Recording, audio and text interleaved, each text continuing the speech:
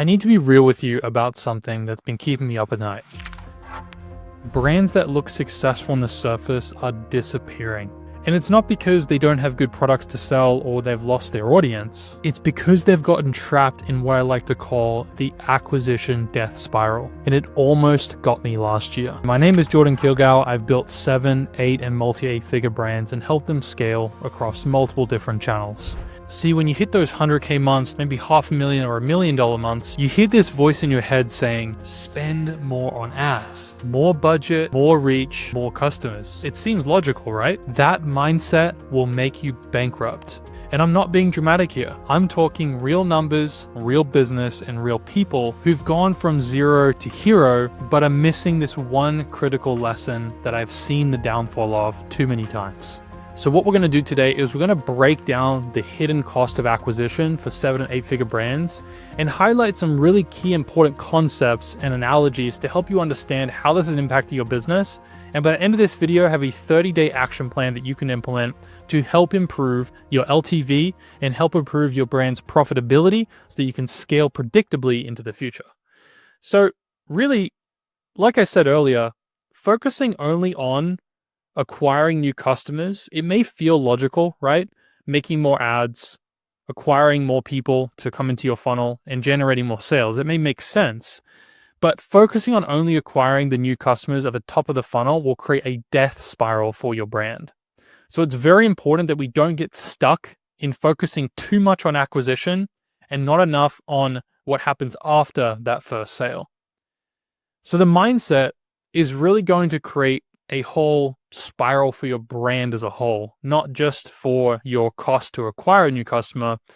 And it's really in the hidden costs that will quietly destroy your profitability and your future, because you may not be noticing some of the impacts of higher CAC now, because as we know, a lot of times when things happen, there's a delayed result of those things that happen, right? So whenever we take action or we implement a new strategy, or we implement a new process, right? We don't usually see the fruits of our labor until months, even years later. And so you're really trying to fight that rising cost and, with more ad spend and trying to escape getting out of that situation. And you can really understand this really well through an analogy if you think about quicksand. And so every dollar you throw at the ads, it kind of drags you deeper. And Meta CPMs have jumped up about 19% in Q1. And this is just pointing to the fact that ads are becoming more expensive to reach people, right? And that is a problem for us as brands, because if we don't figure out that part of it, then we're going to be outbidded by our competitors who have higher profit margins and also at some point not be able to even spend money on ads. And so your first instinct may be to scale budgets in order to retain or maintain that same volume. But by doing that, you're just fueling the cycle. You're just creating a death spiral for yourself. And so more spend, more competition, high CPMs, suddenly you're bidding against yourself while Facebook cashes the checks, because they're the ones that end up making the most money off of you. And so, for example, if gross margin's 50% and CAC is $50, you make zero profit on the first sale. You've got to have ways that you can monetize and make money on the back end, which I know a lot of you who are listening already have systems in place to do that. But CAC has increased across channels everywhere, 25 to 40%. And every single year it gets more and more expensive. And so every dollar you throw at CAC just makes you sink faster. If you think of quicksand, right? You move, every dollar you're spending, you sink faster. And the only way out isn't up, it's building a bridge over the entire problem. And that's what we're going to be talking about today, is building that bridge that can help your brand to sustain itself going forward. So the bridge that we talk about is the bridge of retention. And this way, the economics change instantly, right? Acquisition means fighting in a crowded auction. You're paying $50 or more for a single customer. But retention means talking to people who already know you for $5 to $10 a touch point. And so by doing this, acquisition gives you a 1.5% chance at conversion, but retention gives you a chance of 60 to 70%. So it's much easier to sell the existing customer than it is to sell the new customer. And so the smartest brands are building bridges of flows that generate revenue while they sleep. Whether they're welcome emails, abandoned cart flows, their win-back emails or SMSs, loyalty programs that turn one-time buyers into advocates, personalization that makes customers choose them before they see an ad. Every customer you keep becomes another pillar holding up the bridge. So existing customers spend 67% more per order. They bring friends at zero CAC, and they create predictable revenue that no algorithm update can rip away. And so that's really where the value is your existing customer base is an absolute goldmine. And the stronger your retention, the cheaper your acquisition becomes. So higher LTV means you can bid more efficiently, which lowers your CAC. While competitors drown in bidding wars, you're building the infrastructure that makes the whole crisis irrelevant. So can you imagine a world where you've built the moat around your business, where CAC is almost irrelevant? There are businesses that are doing this. There's businesses all over that are doing this, where they're utilizing their customer base to help generate more sales at cost, whether it's cost of goods, whether it's affiliates or they're content creators that are making content on TikTok to get a sample, to make a piece of content to promote you and discover your products, or whether it's the product is just at a very high caliber that when people receive the product, they're spreading it via word of mouth. So you're not paying anything to acquire new customers from their friends and family. And so the power really is in making sure that you've set up the foundation of your brand and your business correctly, and also focusing on what happens after that first purchase and what you're doing to retain those people. That really makes CAC more and more relevant. So your business may already be dying in real time. High CAC is draining cash, and sales that look good on paper are actually unprofitable. So with a 90-day payback window, your fuel gauge hits empty long before Black Friday. Most brands are stuck in the driver's seat, foot on the gas, watching themselves speed straight into bankruptcy. So a lot of the times, there's brands who are spending a lot of money on the platform, especially social media, and their goal is to just get back ad spend, right? Or to convert it to break even. And when you do that, you are putting yourself in a situation where you're expecting and requiring that money to come back to you. Or if you're converting at a loss to acquire new customers, then you're having to wait until that customer becomes the value of, or more valuable and profitable from that initial acquisition. And so there's a really big problem there, because if that continues, right, you can always raise more money, you can always get more investors to, acquire more of the brand to be able to scale it up. But at the end of the day, the multiplier in when the company sells is going to be how much does it cost to acquire a customer? What is the EBITDA? What is the profitability of the company? How many people do you have on subscription? How high is your customer return rate? And those metrics that happen where you can make your customers a bit more sticky on the back end is going to bring your company to a much higher valuation and make it much more profitable without having to worry about the natural cause and effect of the market and of demand and supply, right? Because if more people are spending money on ads, it's just naturally going to go up. There's nothing you can do to necessarily control that, right? But what you do have in your control is those things that I just mentioned, right? So most brands don't end up building the bridge, and that's why they're dying in real time. Imagine your brand as a car, right? Your paid ads are the fuel that keeps it going. CAC keeps climbing. The payback stretches 90 days. So you're waiting 90 days to get back the money that you invested. And your tank runs dry before you even make it to Black Friday. So this could be in the sense of inventory shortages, right? Where maybe some core SKUs that you have that you're selling, they end up, you end up running cash dry, right? Where you have to frantically try and find more money to be able to invest in Q4 inventory, whatever the case may be. If you're a seasonal business, maybe different times of the year, right? For summer sales. And so this is a problem. And so when the gauge hits empty, the engine has to cut off no matter how fast you're trying to drive. And so at some point, that has to be cut off. And I've been through this too many times than I can count through the early days of building our company and running out of money and having to think fast to get enough funding in order to buy the amount of inventory that we would need for Q4 sales. And so we've since solved that problem, but it became such an issue for us that we with cash flow, especially with all the expenses, you've got payroll, you've got operating expenses, you've got warehouse expenses, right? There's so much going on that if you cut the revenue and you don't have that, then that causes a bigger issue for the business. And so that's really what's happening right now, right? It's high CAC, people bleeding cash, sales that look good on paper but are unprofitable in reality. It's like driving straight into bankruptcy with your foot glued to the gas pedal. That's literally what some of the brands are doing. And so one of the things that's really affected this is Apple smashed the dashboard for advertisers. With iOS 14.5, which happened a few years ago now, the app tracking transparency, roughly 90 to 95% of users opted out of the tracking, leaving most of your customers invisible while Meta still sees all the data. So you're basically paying full price to run ads in the dark, gambling with loaded dice. The house always wins. Meta is the house and the house always wins, and you are not the house. So this did have a really big impact on how we track our customer journeys. And so there's certain things that you guys are probably already doing in your businesses to help track data and get first-party data.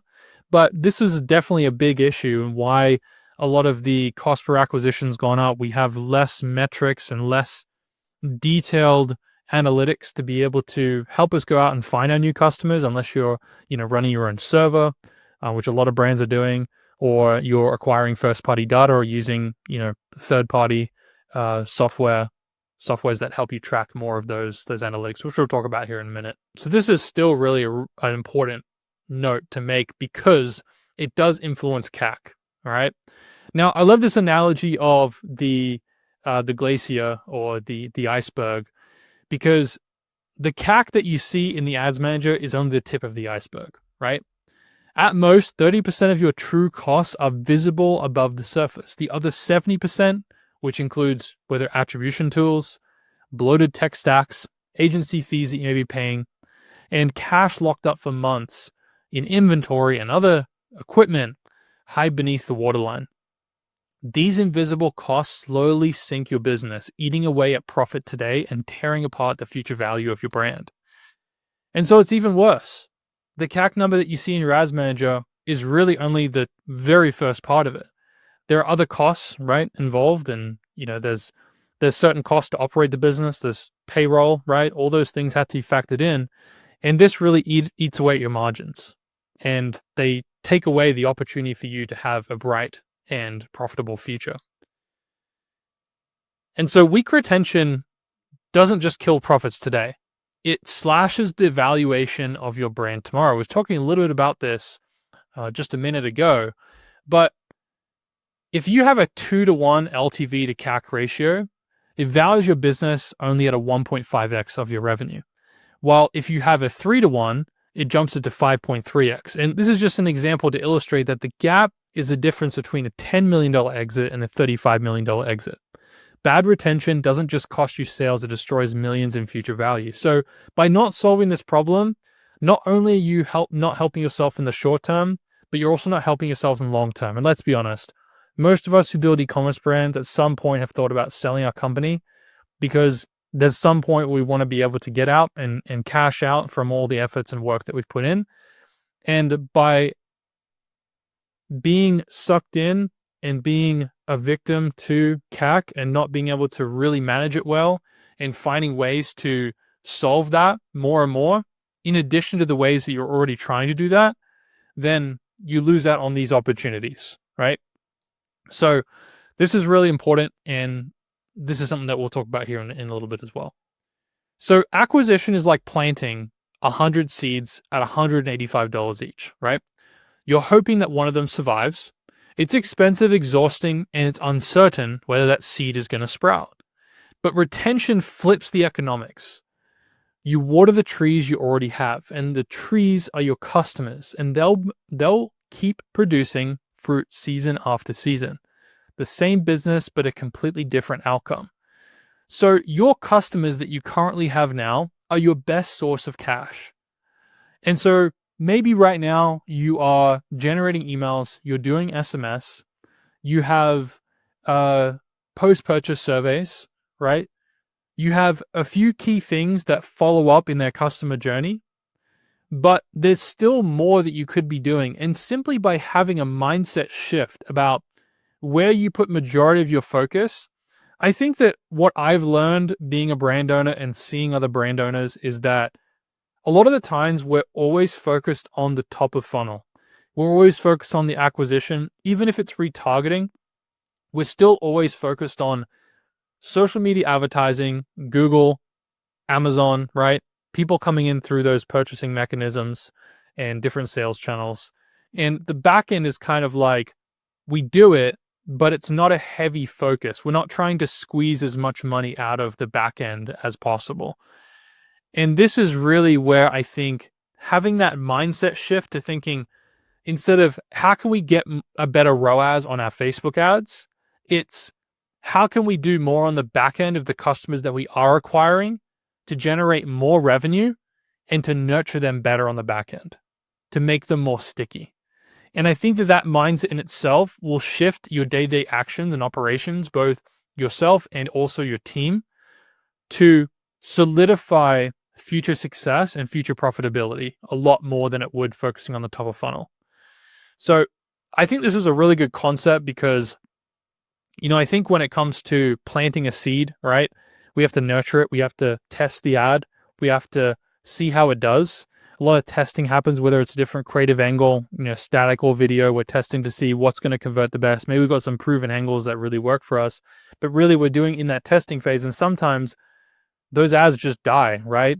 And a lot of times there's seasons of periods of time where ads will work for 6 months, but then you got to change up the whole strategy. And sometimes it takes you a little bit to actually figure that out and what's going to work the best. So maybe your profitability or ROAS drops in the account and you have no real way of controlling that other than continue testing, right? And especially with the market volatility, and if we go into a recession, it's like acquiring new customers becomes even more expensive. So just some food for thought there. So another thought here as well, to kind of really emphasize what I just mentioned, is for every lost customer is a gravestone worth thousands in dead revenue, right? But retained customers are money trees that keep growing season after season. So in the end, you either face a choice. You can be a gravedigger bearing profits, or you can be the gardener cultivating wealth. Wealth happens in your business when you focus on retaining that customer and finding ways to get them to buy more, buy again, buy again, buy again.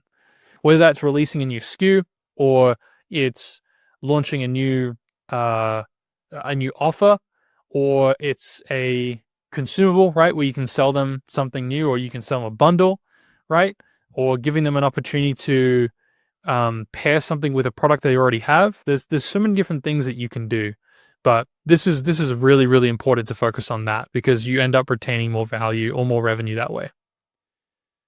Okay, so let's talk about action plan, right? Let's talk about what you can actually do to implement to improve your retention, because the biggest thing I want you to take away from this is that mindset shift.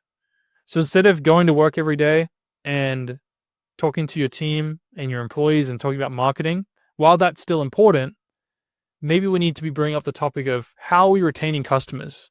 What do those metrics look like, right? And this is what this is going to get into a little bit, so we can start to, unpack this a little bit. So in just 30 days, this is going to help you stop losing customers and start compounding their value. That's kind of the purpose of this 30-day plan. And so here's how we transform retention week by week for a month. So the roadmap is pretty simple, right?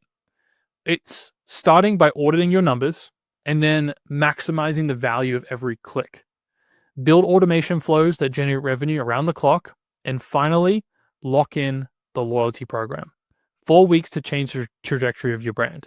Now, you may be doing some of these things already, but I'm going to break down a few more details that would help you in evaluating those things that you're already doing, okay? So most brands obsess over ROAS, but they never measure churn, they never measure repeat purchase rate, and they never measure the AOV enough. They're not keeping their eye on the ball. And without that clarity, you really can't fix the leaks that are happening. So the first step is facing the truth about your retention numbers. If you don't know what your retention numbers are right now, you need to go back and look. And I would look at the last 3 to 6 months and look at the trends that have happened over those last 3 to 6 months and identified key points along that 3 to 6 month journey that's happened in your business. Say, for example, 4 months ago, you launched a new SKU, or 2 months ago you came up with a new flavor of this SKU, right? Like identify what actually happened and look back and see what is the trend of your current metrics on the churn, the repeat rate, and the AOV, okay? Or the repeat customer rate, that's what it's meant to be. You guys know what I'm talking about. So these metrics here are very, very important. And this is what you want to have your eye on, okay?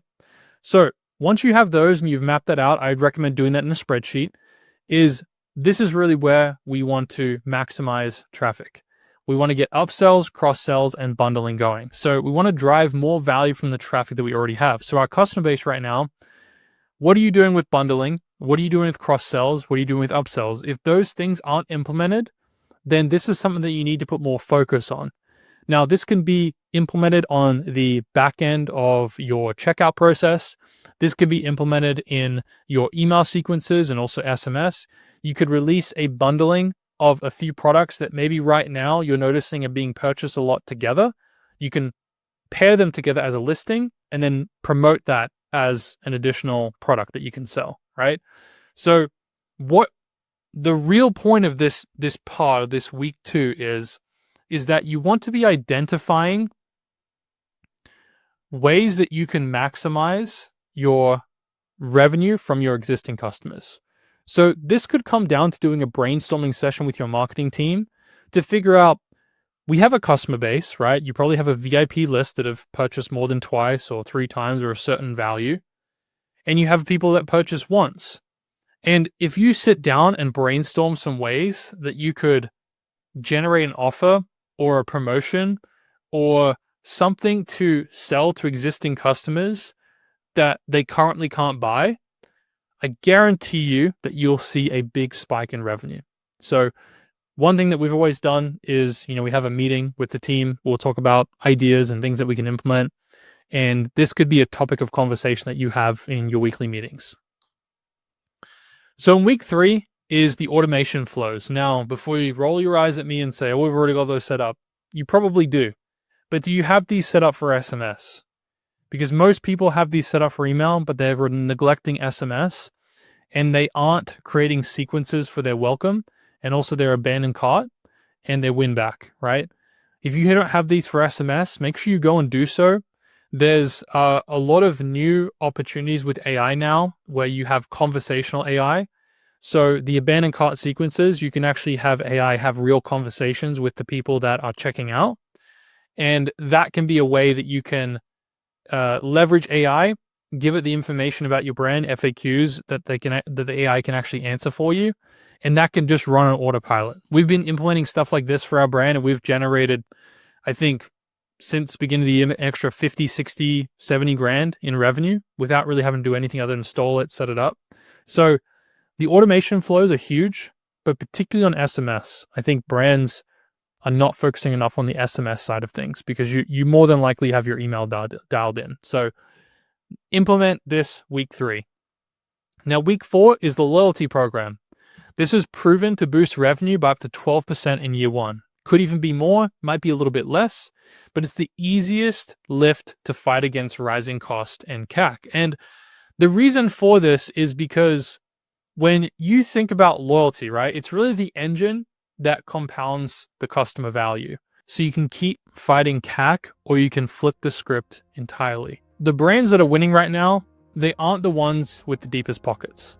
They're the ones using Smile to turn one-time buyers into lifetime customers. Smile powers loyalty programs for over 50,000 brands who discovered that rewarding existing customers costs 80% less than chasing new ones. And most of the brands who are using this, they're seeing 27% higher repeat purchase rates, 15% higher AOV, and they're not spending $1 more on ads. You don't have to reinvent the wheel.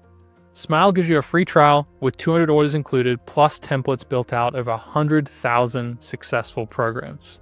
So what's crazy is that retention costs 80% less than acquisition today, but I don't think that advantage is going to last forever. The gap is closing as more and more brands wake up to the reality that the CAC will continue to rise year after year and that there has to be other solutions and other things they're putting in place in order to combat the inevitable. So make sure you click the link, give us a try today, start your free trial with 200 orders per month included, and get your unfair advantage by focusing on retention. Don't let rising CAC kill your margins. Water the trees, build the bridge, and let your brand thrive. I'll see you in the next one.